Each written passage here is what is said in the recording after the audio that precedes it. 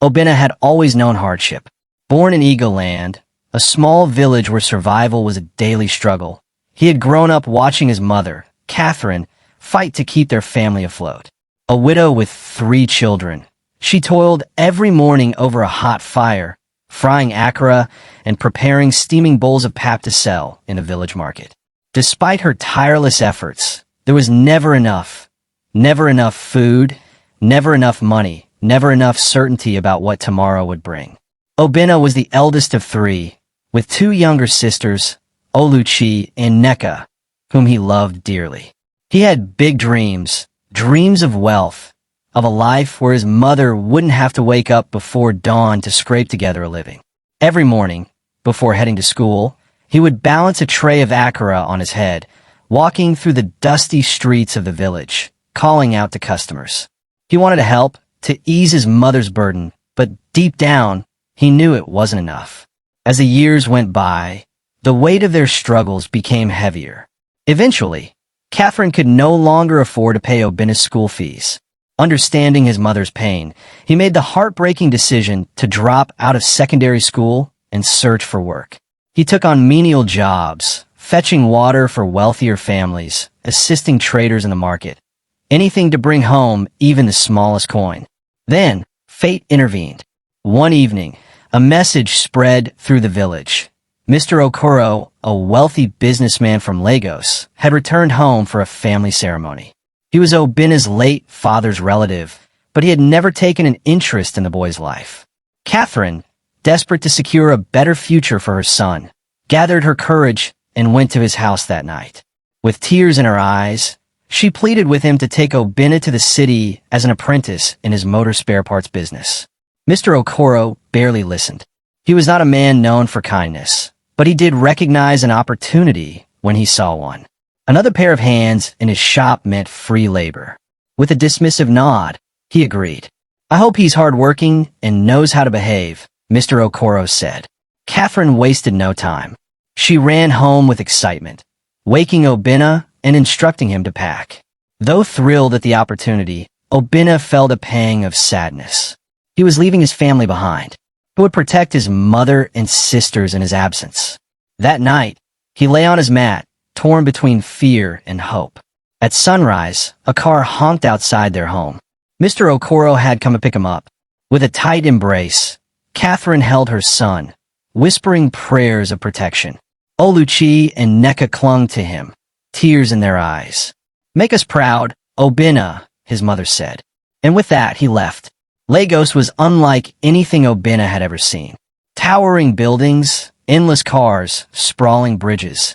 It was a world away from the dusty paths of Eagle Land. Mr. Okoro's mansion was grand, but Obinna soon learned that life in the city was no fairy tale.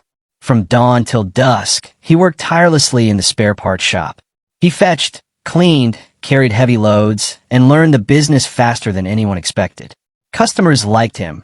His sincerity, his politeness, his eagerness to help. Some even slipped him extra money in appreciation. He saved every naira, dreaming of a day he could stand on his own. Not everyone was pleased with Obinna's rise. Mike and Peter, his fellow apprentices, envied him.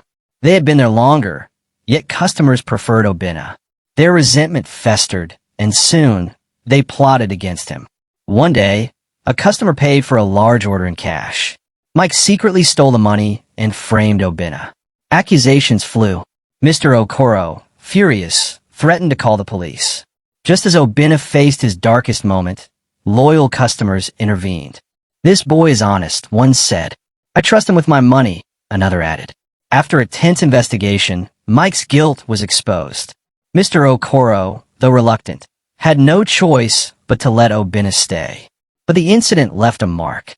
He had seen the dark side of ambition, the lengths people would go to destroy another. Years passed. Obinna had become indispensable to the business.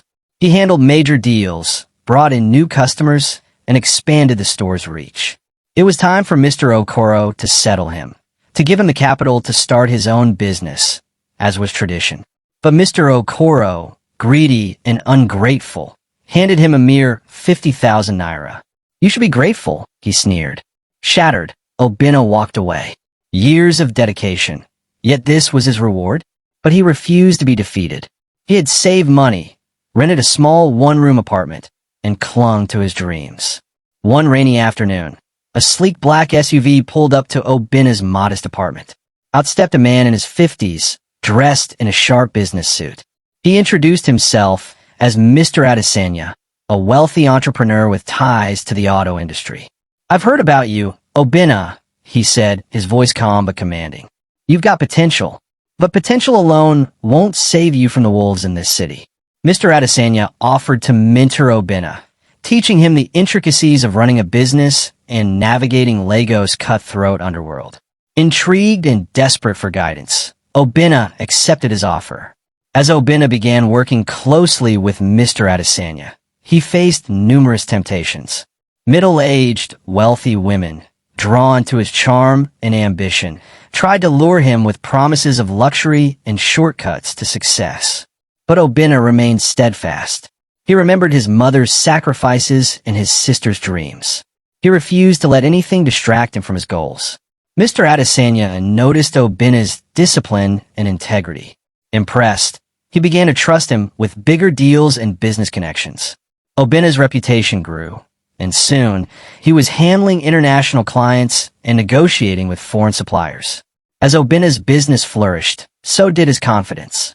One evening, at a business gala, he met Ada, a brilliant and ambitious woman who worked in finance.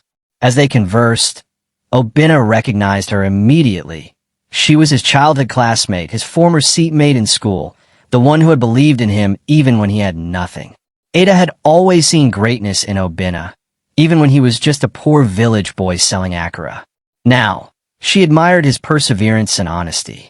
Their bond rekindled, and soon, their friendship turned into love. Obinna proposed to Ada during a trip to Eagle Land, where he had returned as a successful businessman to surprise his family. The village erupted in celebration as Obinna and Ada announced their engagement. They married in a grand ceremony, and Obinna brought her to the city, where they built a life of love, success, and purpose. Obinna never forgot his roots. He set up a foundation to sponsor financially challenged children through school, ensuring that no child with potential was held back by poverty. He also trained young boys in the motor spare parts business, offering them the opportunities he once longed for. His story became legend, a tale of resilience, betrayal, and triumph. From a struggling boy selling akara to a business tycoon and philanthropist, Obinna had proven that destiny was not given. It was built one step at a time.